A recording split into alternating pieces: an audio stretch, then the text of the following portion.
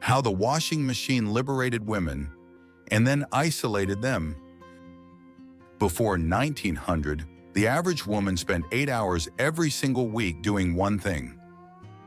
Not cooking, not raising kids, not cleaning the house, just washing clothes by hand every week without fail. While men were building railroads, inventing the steam engine, figuring out how to fly, half the population was spending one full day every week scrubbing other people's shirts against a wooden board. Then someone built a machine that changed all of that.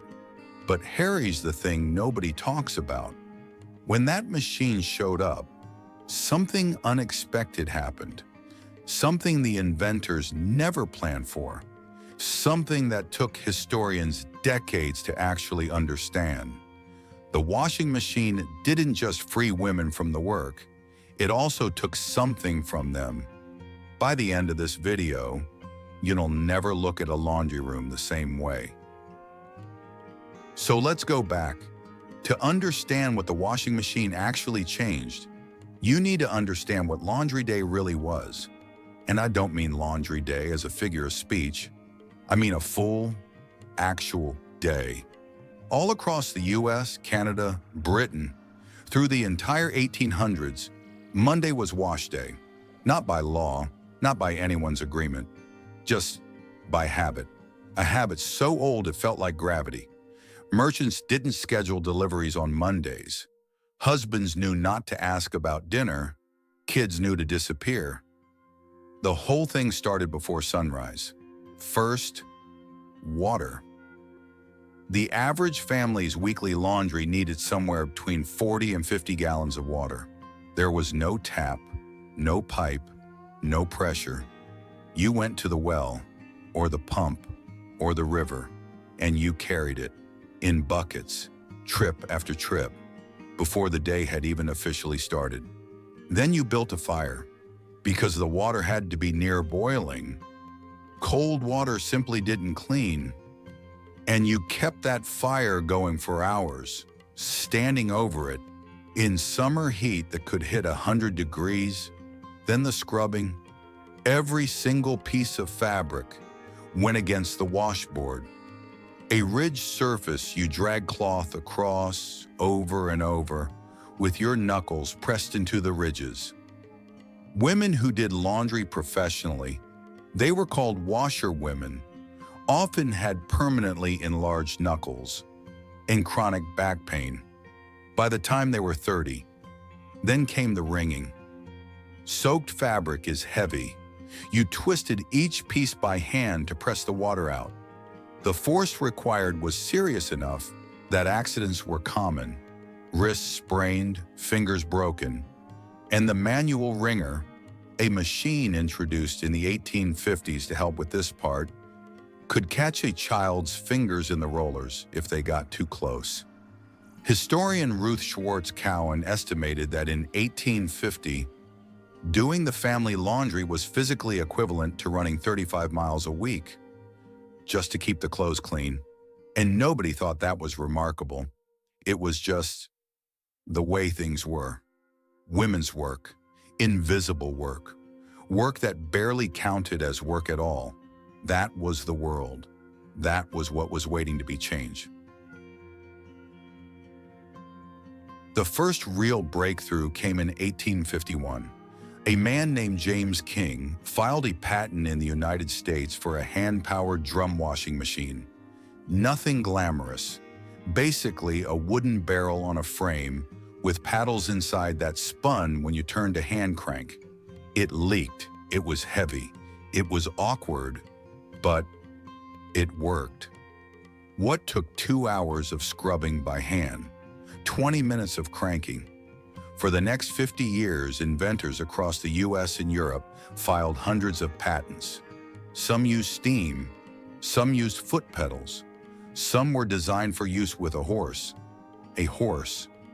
Most of them were too expensive, too big, too complicated for ordinary families. Then electricity changed everything. In 1908, a Chicago inventor named Alva Fisher filed a patent for something called the Thor, the first electrically powered washing machine sold commercially in the United States. It was still dangerous. The motor was exposed underneath. Water on the floor could electrocute you. No timer, no safety switch, no temperature control. You watched it and you hoped, but you didn't have to crank it. You loaded it, started it, and walked away. Now here is where the story gets interesting, because what happened next is not what you'd expect. When electric washing machines started showing up in stores, priced around $30 to $60, roughly 2 or 3 weeks' wages, a lot of families who could afford one didn't buy one, and a lot of women who were asked said they weren't sure they wanted one. This confused everybody: the manufacturers, the advertisers, the men who'd built these machines and couldn't understand why anyone would choose to keep scrubbing by hand. But when historians went back and actually read the diaries, the letters, the personal accounts from that era, the reason became clear. Laundry Day wasn't just labor. It was also the main social event in a lot of women's lives. Think about what Monday morning looked like in a working-class neighborhood in 1905. Women coming out of their houses, gathering at communal pumps, working side by side in backyard, talking across fences, exchanging news, talking about their kids, their husbands, their health, their fears. In an era when women had no vote, no professional life, no real public role, Laundry Day was when they talked to each other as equals, doing equal work. And there was status in it too. A woman known for her clean, white laundry, sheets that gleamed, shirts with no gray tinge, had real, recognized status. She was skilled at something hard, and her neighbors could see the proof of it, hanging on the line every Monday afternoon. The washing machine threatened both of those things at once: efficiency and isolation, arriving together in a metal drum with an electric motor. And then there was another fight happening in corporate boardrooms and courtrooms rather than backyards. By the 1920s, companies like Maytag and Whirlpool were moving in fast. The patent wars between early inventors were brutal. Alva Fisher, the guy who'd filed the original Thor patent, spent years fighting over credit and compensation. His patent was contested, disputed, diluted. The machine that ran on his idea made other men rich. This pattern, inventor with an idea, corporation with lawyers and capital, would repeat itself across the entire history of domestic technology. But despite all of this, the machines spread. World War I changed the economics. With men away and domestic servants, the main way wealthy families had avoided laundry work, taking factory jobs for better wages, middle-class families suddenly found themselves doing their own housework for the first time. The washing machine stopped being a luxury. It became a solution. By 1920, 1.5 million washing machines in American homes. By 1930, despite the Depression, nearly 7 million. Payment plans, demonstration centers, advertising aimed directly at women using words like freedom, efficiency, modern living. The numbers are hard to absorb. In 1900, the average housewife spent 11 to 12 hours a week on laundry alone. By 1925, roughly 5 hours. By 1965, under 2 hours. An entire day of labor, every week, simply erased from the schedules of millions of women over the course of about 2 generations. By 1940, 1 in 4 American homes had a washing machine. By 1960, 2 in 3. The same shift that took steam power a century to make an industry happened in domestic life in 40 years. The obvious result was time. Women gained time, enormous amounts of it by any historical standard, freed up from physical labor and handed back to them. And a lot of them chose to work. Between 1950 and 1970, the percentage of married American women working outside the home doubled. Not because attitudes changed overnight, not because of new laws, but because, for the first time in history, it was physically possible to maintain a home and hold a job at the same time.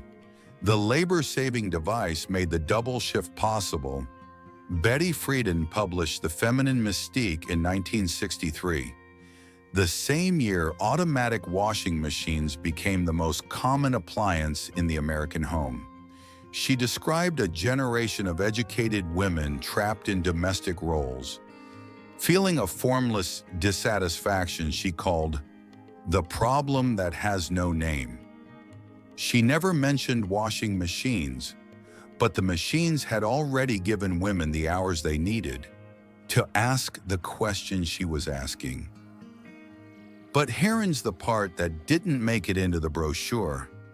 Ruth Schwartz Cowan, the historian I mentioned earlier, spent years studying what actually happened to women's domestic labor as technology improved through the 20th century. What she found was surprising enough that it changed how historians think about domestic tech entirely. Women were not doing less housework. In many cases, they were doing more. Not because the machines didn't work, they worked fine. But as things got easier, standards went up. Before the electric washing machine, laundry was done once a week. That's all that was physically possible. After the machine, you could wash more often. And so the expectation shifted. Clothes worn twice or 3 times before washing, now expected after one wearing. Sheets changed every 2 weeks, now changed every week. The machine saved hours. Rising standards consumed them. This is called the Cowan paradox, and it shows up everywhere. The vacuum cleaner didn't reduce cleaning time. It raised the standard for what clean meant. The refrigerator didn't reduce cooking time. It expanded what a family expected on the table. Labor-saving devices saved labor, and then society quietly raised the bar until the labor came back. And there's something even harder to sit with here. When laundry was hard, it was visible. It was recognized. A woman who spent Monday hauling water and scrubbing for 8 hours. Everybody knew what that cost her. Her husband knew. Her kids knew. Her neighbors knew. The labor had weight, literally and socially. When laundry became an hour of pressing a button, it became invisible. It became trivial. The woman who did it stopped getting credit for it. Because how hard can it be? You just load the machine. The time saved was real, but so was what was lost. And then there was the isolation question, the one the women in 1905 had already understood before the sociologists caught up. As machines moved from shared spaces, communal yards, commercial laundries, into private basements and utility rooms, laundry became solitary work. The conversations that happened over washboards, gone. The social fabric that formed around shared labor, quietly unraveled. Historians who study women's mental health across the 20th century note something striking. The 1950s, the decade of the fully mechanized American home, is also the decade with the highest reported rates of housewife depression and social isolation in American history. This wasn't the machine's fault.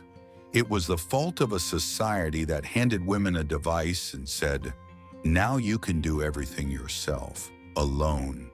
without community, without help, without complaint. The machine freed women from physical exhaustion and handed them instead a life of efficient, clean, private isolation. Here's the last thing I'll leave you with. The average North American household today does 8 to 10 loads of laundry a week. The whole process, loading, transferring to the dryer, folding, takes under 2 hours total. Most people don't think about it at all, but inside that routine is the memory of every woman who got up before dawn, went to the well, hauled the water she'd heat over a fire she'd build, and scrubbed fabric against wood until her knuckles bled, so her family could have clean clothes every week for years without recognition, without a name in any history book. She didn't dream about a machine. She dreamed about time, about a day that was her own. She got the machine. The time was more complicated. Next time you move wet clothes from the washer to the dryer without thinking about it, maybe think about it, just for a second. What we've normalized is remarkable. What we've lost is worth knowing.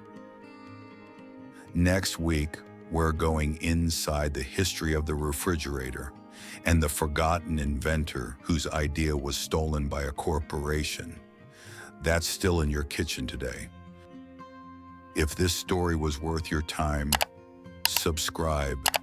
A like and a subscription help me keep making content like this. It really does make a difference, and I read every comment personally. Thank you for watching, genuinely, and I'll see you in the next one.